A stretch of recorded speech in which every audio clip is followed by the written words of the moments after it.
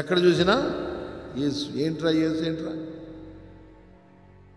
అబ్బాయి, ఏంటి యేసు పొద్దాక యేసునామం గొప్పది, యేసునామం గొప్పది.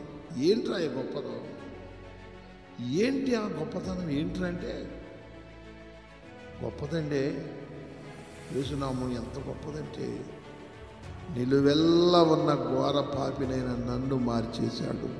చెప్పులు కూడా దేవుని స్తోత్రం. హల్లెలూయా. ఆయన నా మతాన్ని మార్చలేదు, నా కులాన్ని మార్చలేదు, కానీ నాలో ఉన్న పాపాన్ని నాలో నుండి నిర్మూలన చేశాడు. అందుకే యేసు కావాలి. ఆమేన్. నా మతం కానీ నా కులం కానీ పాపం నాలో ఉంచేస్తుంది. ఇక నేను ఏ దేవతలు ఏ దేవుని పూజించినా ఏమో చేస్తుంది, ఆ పాపం నాలోనే ఉంచుతుంది.